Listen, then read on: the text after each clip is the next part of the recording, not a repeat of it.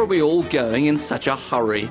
The pace and scope of human activity has given rise to a society that is almost bewildering in its complexity. Our flair for innovation and exploration has delivered dazzling success, but has brought consequences that may now threaten our very existence. Many try to predict our future path, but most disagree about what it should be. Didier Sornette uses the tools of science to model complex systems. The author of several books and hundreds of papers, Professor Sornette makes forecasts about events as diverse as earthquakes and stock market crashes. Euronews met Didier Sornette at the Swiss Federal Institute of Technology, Zurich, where he teaches the science of risk assessment. We're facing some difficult challenges this century. We've got diminishing fossil fuel supplies, rapid climate change. But is it all bad news? Are there positive things that are going to come out of these challenges? Well, I think so. Mankind has shown in the past a remarkable ability to confront difficulties. I think that humans are at their best when they have a challenge to grasp, to attack. So I see these challenges ahead of us as an opportunity to maybe evolve to another level of conscience, maybe to cooperate. I mean, we are very good at facing a common enemy.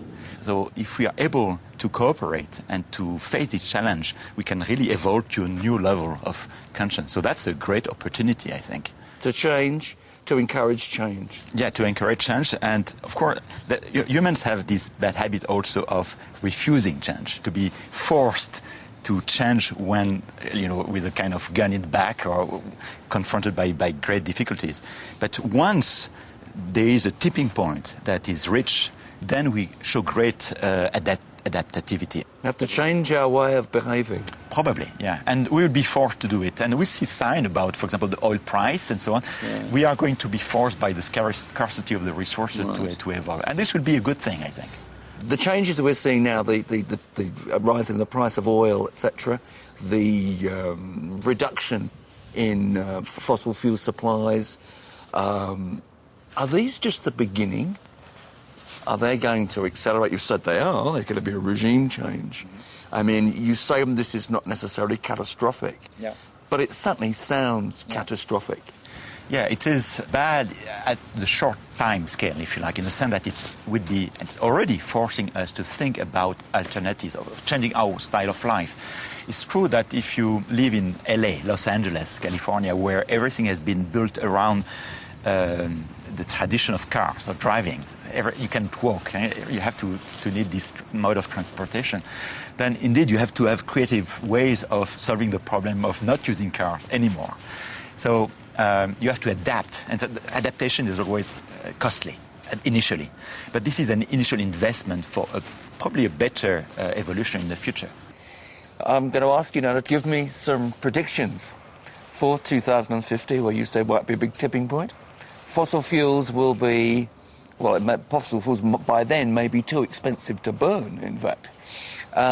Global population will be, I think, around about 8 to 9 billion, 2 or 3 billion more than they are now. There'll be water shortages. Are we going to get through this? In chapter 10 of my book, Why Stock Market Crash, I envision 3 scenarios, 3 big possibilities. Let me start with the worst one. Worst one is we fight for the resources. We have islands of gated communities of very rich, wealthy people protected by armies, and barbarians roaming. It would be like the scenario of Mad Max in Australia, for example. I mean, you can imagine this kind of science fiction scenario, and that's a serious possibility. Another possible scenario is a smooth transition to sustainability. And I am hoping that this could be the middle scenario, that due to the building up of a global conscience, we learn how to cooperate, to put aside a bit our innate selfishness, and know how to take pleasure in helping others, in developing ethical behavior in integrity, so that we look at the longer term So that could be a middle scenario. That could be a quite good one.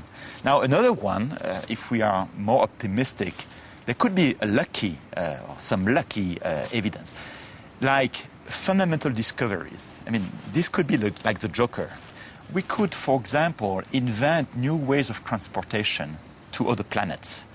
So there could be a possibility of evolving into new continents, would be new planets, or also breaking down the bottleneck to invade the oceans. That's a joker. That's a possibility. That's why people should finance more science, because there is really, and it's very risky. We cannot predict what will happen, but there is this possibility.